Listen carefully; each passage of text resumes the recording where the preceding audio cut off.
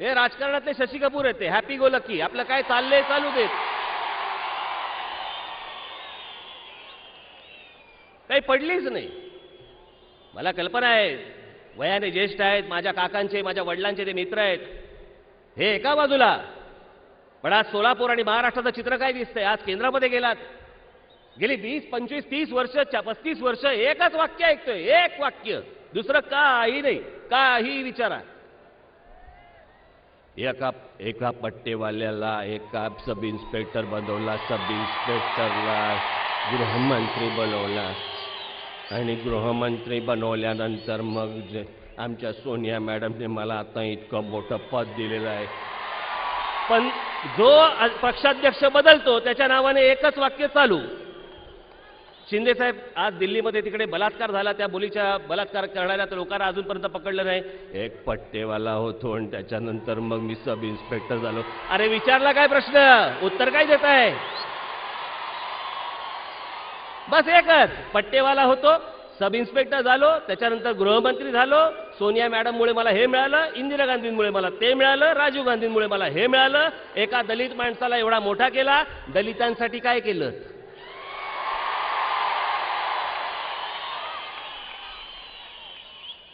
त्या दलित बांधवासाठी तरी काही केलं का? मला मगाशी कोणीतरी येऊन सांगितलं काहीतरी सोलापूर शहरामध्ये काहीतरी 20-25, खरंय का खोटं मला माहिती नाही, खरंय 20-25 फक्त सिग्नल आहेत, त्यातले फक्त 6 चालू आहेत.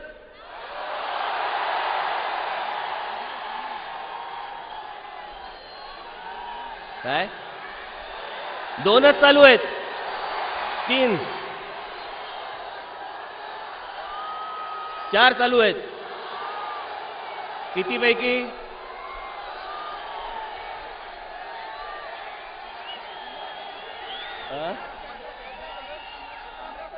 15 पैकी 4 चालू आहेत. काय काय काय शहर म्हणायचं?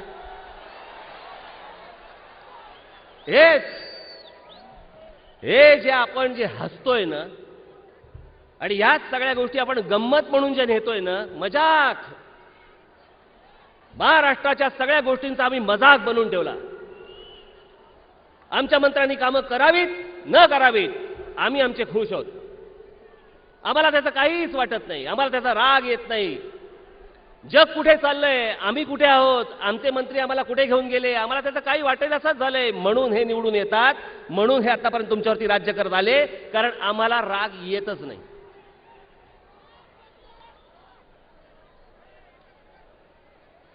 जा त्या गुजरातमध्ये,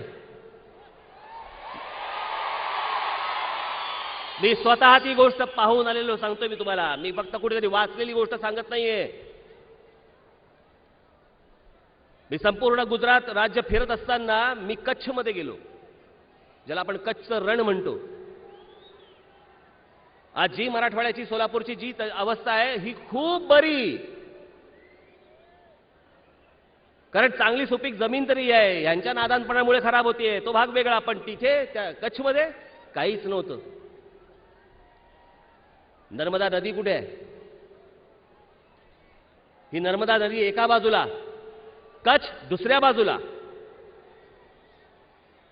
बाबांनो, मी माझ्या डोळ्यांनी पाहिलं त्या नर्मदेच्या पासून, त्या नर्मदेच्या पात्रापासून तिथून त्या कच्छपर्यंत त्या संपूर्ण प्रदेशामध्ये त्यांनी कॅनॉलच्या द्वारे त्यांनी पाणी पुरवलंय. काही 100 किलोमीटरचा कॅनॉल हा त्यांनी बांधला. मी स्वतः तिथे गेलो, मला तिथे काही लोक भेटले. त्या लोकांनी मला सांगितलं, त्यांचा मळा होता, त्या मळ्यावरती मी गेलो. मी विचारलं, म्हटलं किती आहे जमीन, किती आहे? तो बोलला, माझ्याकडे आता साधारणपणे 400 एकर जमीन आहे. कच्छमध्ये बोलतोय मी, कच्छमध्ये 400 एकर जमीन आहे. मी त्याच्या आतमध्ये घरी गेलो, असंख्य फळं अशी त्यांनी टेबलावरती लावली होती. मला वाटलं मी येणार म्हणून लावली.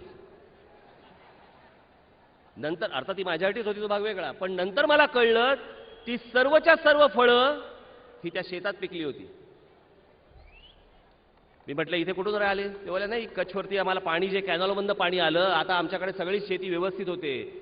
म्हटलं कुठे जातात ही फळं? ते बोलले, सगळे रिलायन्स फ्रेशला जातात. कॅनॉल नेलं, पाणी नेलं, जमीन सुपीक केली, त्यांचा माल उचलायला तिकडे इंडस्ट्री आणली. करोडो रुपये कमवत आहेत, आज लाखो रुपये कमवत आहेत तिथले शेतकरी. जिथे काही उगवत नव्हतं अशा ठिकाणी पाणी नेलं त्या माणसाने.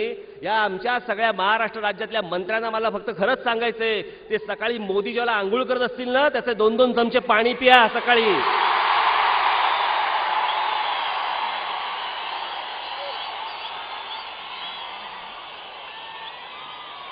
नशीब मी आंघोळीचंच बोललो.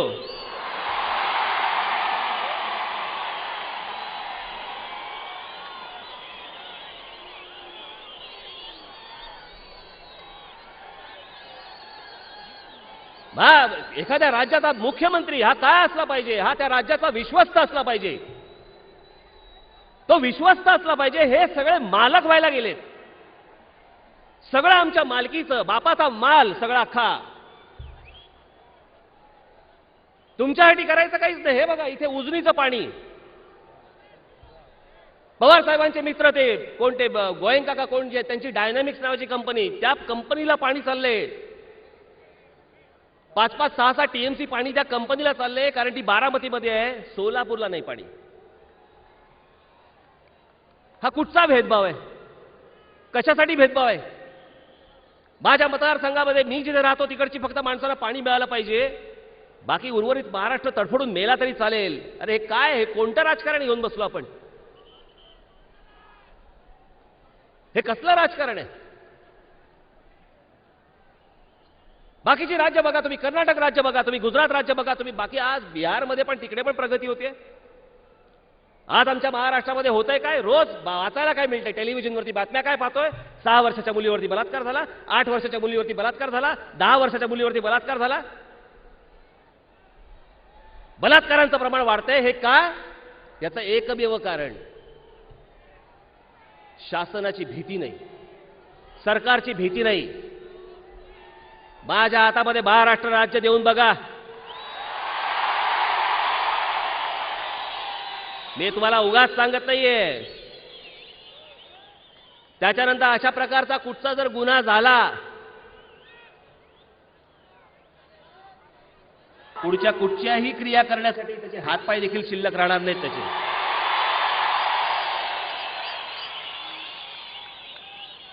मोकाट सुटलेत सगळे. काल तिकडे त्या भंडारा कुठेतरी त्या कुठच्या जिल्ह्यामध्ये झालं होतं, 3 बहिणींवरती बलात्कार केला. आणि भंडाऱ्यामध्ये एक 6 वर्षाची, एक 10 वर्षाची, एक 12-13 वर्षाची सख्या बहिणींवरती बलात्कार तिकडे एक माणूस करतो. आणि पोलीस तरी काय करणार? मी खरंच पोलिसांना दोष देत नाही. मला पोलिसांच्या क्षमतेवरती 100% विश्वास आहे.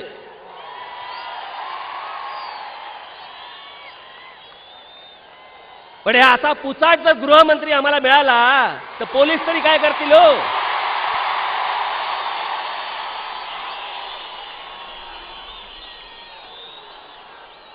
या हिला ते बुटकं एवढं डोळे मिचमिचत सगळं आपलं बोलत असतं, उपयोग काय यांचा?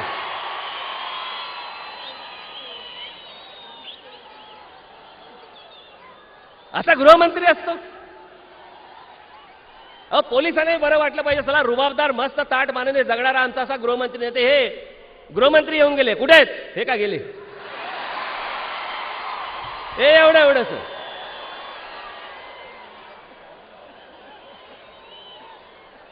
कसलं समाधान मिळतंय? कोणतं समाधान देत आहे?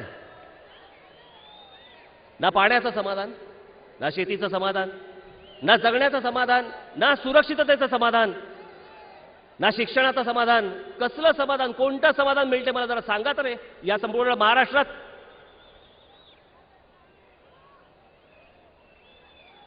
बाकी कुठच्या गोष्टी झाल्या नसतील. मला जेव्हा शिव्या हासाडायच्या त्याला मी शिव्या हासडतोच. पण एक गोष्ट त्या नितीश कुमारांची देखील मान्य करावी लागेल. पहिल्यांदा मुख्यमंत्री झाले, किती गुन्हेगार पकडले असतील आपण कल्पना पण नाही करू शकत, ज्याच्यावरती त्यांना पुढची टर्म मिळाली. या नितीश कुमारांनी ज्याला पहिल्यांदा मुख्यमंत्री झाले, अख्ख्या बिहारमधनं एका वेळेला सगळ्या पोलीस फोर्स लावला आणि फक्त बिहारमधले 50,000 गुन्हेगारांना अटक करून टाकली. 50,000. तिथल्या जनतेसाठी तेच सगळ्यात मोठं समाधान होतं की बाबा मला बाहेर पडता येते. अनेक महिलांना, भगिनींना तिकडच्याला असं वाटायला लागलं की जे आजपर्यंत होतं की मी सुरक्षितपणे मी रस्त्यावरती फिरू शकते, अहो बिहार राज्यामध्ये होऊ शकतं, कर्नाटकात होतं, गुजरातमध्ये होतं, आजूबाजूच्या सगळ्या प्रदेशांमध्ये होतं. महाराष्ट्राने काय काय घोडं मारलंय? ते घोडं नाही मारलंय, माणसं चुकीची नेमली गेली, माणसं चुकीची आणली गेली. ही वर्षानुवर्ष ज्या लोकांना तुम्ही निवडून दिलं त्यांनी तो सत्यानाश केला आहे आणि आम्ही विसरून जातो. आम्ही त्यांना माफ करतो निवडणुकीच्या वेळेला. हसत येऊन गोडगोड बोलून परत मतं मिळवायची. आम्ही परत त्यांच्या पारड्यात मतदान टाकतोय. तुम्हाला पर्याय नाहीये ना? हा राज ठाकरे तुमच्या समोर आज पर्याय म्हणून उभा आहे. मी देतो तुम्हाला पर्याय. मान्य मला, चला तुम्हाला पर्याय नव्हते याच्या अगोदर, आज पर्याय आहे, तुमच्या समोर उभा आहे आणि एका विश्वासाने उभा आहे की गोष्ट तुम्हाला नक्की आणि 100% देऊ शकतो.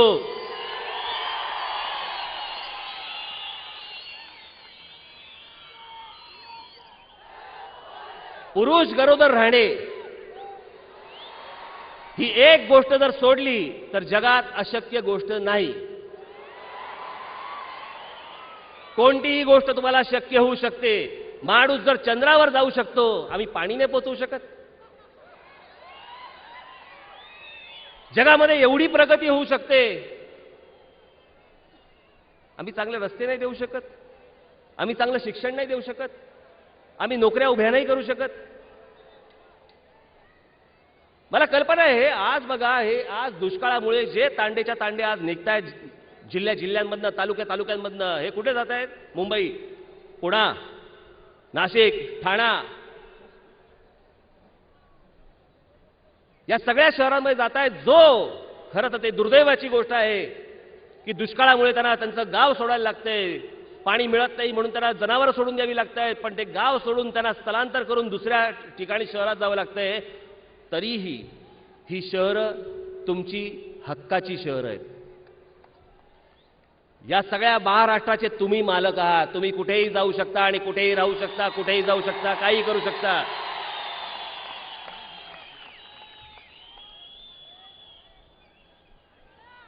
आज महाराष्ट्राने परप्रांतातले लोंढेही अंगावरती घ्यायचे आणि दुष्काळग्रस्त आज जे तांडेच्या तांडे बाहेर पडतायत त्यांचंही सगळ्या बोजा अंगावरती घ्यायचा. मी त्याला ओझं म्हणतच नाही. ते तर माझेच आहेत, ते तर आपलेच आहेत. पण इतकी सगळी परिस्थिती विस्कटलेली आहे. शहरांवरती ताण येतोय, गावांचा विकास होत नाहीये, जिल्ह्यांचे विकास होत नाहीये. तिथून लोक उठतायत, शहरांमध्ये येत आहेत, शहरांमध्ये पाण्याचे प्रश्न निर्माण होत आहेत, तिथे राहण्याचे प्रश्न निर्माण होत आहेत, शिक्षणाचे प्रश्न निर्माण होत आहेत. काही या सरकारला देणं घेणं नाहीये. म्हणून मी आपल्याला एकच गोष्ट सांगतोय, बाबांनो, आज निवडणुका नाहीत. मी खरंच तुमच्याकडे आज काय मी मत मागायला नाही आलोय, पण मत बनवायला नक्की आलोय. तुमचं मत बनवायला आलोय. मी माझं मत मांडायला आलोय, माझं मत तुमचं मत बनवायला आलोय. हा महाराष्ट्र स्वाभिमानानेच जगला पाहिजे. माझ्या समोरचा हा माझा तमाम मराठी माणूस हा स्वाभिमानानेच, ताठ मानेनेच जगला पाहिजे. तुमच्या नोकऱ्या कोणालाही छीनून घेता येणार नाहीत. या महाराष्ट्रामध्ये निर्माण होणाऱ्या कोणत्याही नोकरीवरती महाराष्ट्रातल्या तुम्हा मराठी मुलांचाच पहिला अधिकार आहे. दुसऱ्या कोणाचाही अधिकार त्याच्यावरती असता कामा नये. आणि बिलकुल मी ती गोष्ट सहन करणार नाही. त्याच्यासाठी मला किती आंदोलनं करावी लागली तरी चालतील, किती वेळा मला अटक झाली तरी चालेल, माझ्या अंगावरती किती केसेस आले तरी चालेल. मी भीक घालत नाही, बिलकुल नाही. मी जे बोलतोय ते खरं बोलतोय. जे महाराष्ट्राचं जे विदारक चित्र जे आहे, हे विदारक चित्र फक्त मी तुमच्यासमोर मांडतोय. हे फक्त विसरत जाऊ नका निवडणुकीच्या वेळेला. मी गंमत म्हणून राजकारण करत नाही. मला मजा म्हणून ही गोष्ट निवडलेली नाही. मला आयुष्यात करण्यासारख्या खूप गोष्टी होत्या, आजही आहेत. यांच्यासारखं नाही आहे. हे सगळे मंत्री सगळे नोकरीवरती आहेत. ह्यांना मंत्रिपदावरनं काढल्यावर आयुष्यात काय करायचं हेच कळत नाही. कारण पैसे मंत्रिपदातनंच येतात, त्या पदावरनंच येतात. दुसरं काही आयुष्यात जमत नाही, जमलं नाही, होऊ शकत नाही. हे यांच्यासारखं माझं नाहीये. मी एक महाराष्ट्राचं स्वप्न पाहिलंय. ते महाराष्ट्राचं स्वप्न तुमच्या सगळ्यांच्या सहकार्याने पूर्ण करू इच्छितो. एक स्वाभिमानी महाराष्ट्राचं स्वप्न. आज बघा, हे आमचे सुशीलकुमार शिंदे, शरद पवार साहेब आज केंद्रामध्ये आहेत. याच्या अगोदर आमचे विलासराव देशमुख होते, ते गेले. पण आज आमचे 2 मराठी माणसं तिकडे आहेत. मुद्दामून मी हा विषय काढतो कारण तोही तितक्याच जिव्हाळ्याचा, तितकाच महत्वाचा. आज जरी तुम्हाला असं वाटलं असलं की आज आम्ही त्याचं काय करू, पण तसं नाहीये. हे हा महाराष्ट्रावरती कशा प्रकारचे अन्याय होतात हे मी जे सतत सातत्याने जे सांगत असतो त्यातलं अजून एक उदाहरण हे म्हणजे एअर इंडिया. बाबांनो, आपल्याला कल्पना आहे या एअर इंडियाचं मूळ ऑफिस, मूळ कार्यालय कुठे आहे माहिती आहे? मुंबईत. आता त्या एव्हिएशन मिनिस्ट्रीवरती हे अजित सिंग, एक उत्तरेतले माणूस आलाय, मंत्री झालाय. आज या एअर इंडियामुळे महाराष्ट्रामधल्या अनेक ठिकाणच्या मराठी मुलांना एअर इंडियामध्ये जेही नोकऱ्या मिळाल्या, आज ते कार्यालय हलवून आता दिल्लीला नेत आहेत. सगळं दिल्लीला न्यायचं. जे महाराष्ट्राचं आहे, जे तुमच्या स्वाभिमानाचं आहे, जे तुमच्या अभिमानाचं आहे, जे ज्याच्यामुळे तुम्हाला नोकऱ्या उपलब्ध होतात, ते सगळं दिल्लीला न्यायचं. कारण त्यांचा विचार पहिला, तुमचा विचार करण्यात काय अर्थ आहे?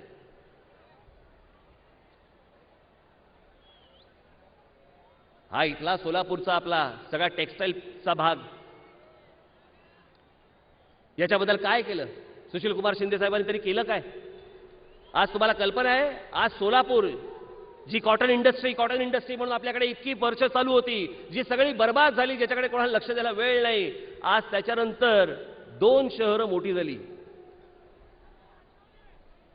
एक लुधियाना आणि एक तिरपूर. कशी मोठी झाली? तिथल्या राज्यकर्त्यांनी युनायटेड नेशन्सचा फंड आणला. किती फंड आणला आपल्याला कल्पना आहे? हजारो कोटी रुपये आले. टेक्सटाईल पार्क्स उभी राहिली तिकडे. टेक्सटाईल पार्क्स उभी राहिली, हजारो कोटी रुपये आणले. हजारो लाखो मुलांना, तिथल्या तरुणांना आज तिकडे नोकऱ्या मिळाल्या त्या सगळ्या ह्याच्यामध्ये. आज कुठे रे तुम्ही? काय केलं आमच्या राज्यकर्त्यांनी? का नाही आमच्याकडे टेक्सटाईल पार्क्स आले? का नाही हा उद्योग जगवला? का नाही हा उद्योग वाढवला? कारण इच्छाच नाहीये. काय समजतायत हे लोक तुम्हाला माहिती आहे? तुम्हाला यांच्याप्रती तुमची किंमत काय माहिती आहे? मेंढर आहेत, मेंढर. निवडणुका आल्या, पैसे फेकले की आमच्या मागे येतील, हा आजपर्यंतचा समज तुम्ही जोपर्यंत खोटा ठरवत नाही, यांना ह्यांच्या घरी बसवत नाही, तोपर्यंत ह्यांचे डोळे उघडणार नाहीत. तुम्हाला गृहीत धरलेलं आहे सगळ्या लोकांनी. गृहीत करतील काय? इतकी वर्ष मतदान केलेलं आहे, अजून ह्याच्या पुढेही करतील. आम्हाला केलं, आमच्या पोरांनाही करतील, त्यांच्याही पोरांना करतील, हे करतच राहतील. हा जो त्यांचा समज आहे, हा समज जोपर्यंत तुम्ही दूर करत नाही, तोपर्यंत तुमच्या माती हेच भोग आहेत. तुम्हाला ह्याच गोष्टी भोगायला लागतील. तुमच्या पुढच्या पिढ्यांना देखील हेच भोगायला लागेल. आणि याच्यातनं जर समजा तुम्ही जागे होणार नसाल, याच्यातनं जर या सोलापुरात, महाराष्ट्रामध्ये क्रांती होणार नसेल, उपयोग काय? नरडी सगळी चुकून मला काय मिळवायचंय? मला काय करायचंय?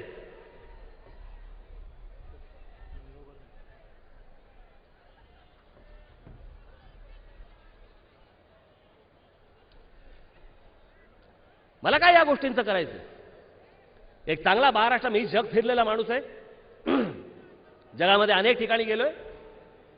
जे जगात घडू शकतं, जे इतर देशांमध्ये घडू शकतं, महाराष्ट्र, मी युरोप बघितल्यानंतर महाराष्ट्राच्या जमिनीमध्ये असं काय कमी आहे मला जरा सांगा? महाराष्ट्राच्या मातीत काही कमी नाही, महाराष्ट्राच्या मराठी माणसामध्ये काही कमी नाही. फक्त आहे त्या इच्छाशक्तीचा, जी इच्छाशक्ती आमच्या राज्यकर्त्यांकडे नाहीये. लवासा सुंदर होऊ शकतं, सोलापूर का नाही होऊ शकत? तिकडे जीव ओतून काम करताना मग महाराष्ट्रात का नाही होत? तिथे पाण्याजवळ शहर बनवताय ना, तिथे पाण्याजवळ शहर बनवताय, म्हणजे पुणे शहराला जाणारं पाणी ते अडवून त्याच्यावरती एक शहर उभं करतंय. कोणी काय बोलायचं नाही का? आम्ही राजे आहोत, आम्ही मालक आहोत या महाराष्ट्राचे, आम्हाला कोण विचारणार? हा माज तुम्हाला उतरवायला लागेल. आणि ती जर गोष्ट तुम्हाला उतरवायची नसेल तर या सगळ्या सभा आणि या सगळ्या गोष्टी या सगळ्या भंपक आहेत, याचा काही उपयोग नाही, या गोष्टींचा काही, या निवडणुकांचा उपयोग नाही. बदल घडवायचा असेल तर तो आमूलाग्र बदल घडवावा लागतो, खालपासून वरपर्यंत घडवावा लागतो. आणि ती संपूर्ण गोष्ट मी तुमच्या स्वाधीन आज देऊन जातोय. येतील ज्या वेळेला निवडणुका, ज्यावेळेला उभी राहतील माणसं, उद्या तुमच्यातले आमदार निवडून येतील माझ्याबरोबरचे, उद्या तुमच्यातले खासदार निवडून येतील.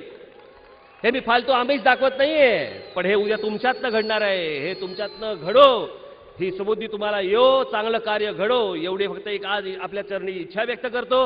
आज आपण जो प्रचंड प्रतिसाद दिलात त्या संपूर्ण प्रतिसादाला मी परत एकदा नमस्कार करतो आणि माझे 2 शब्द संपवतो. जय हिंद, जय महाराष्ट्र.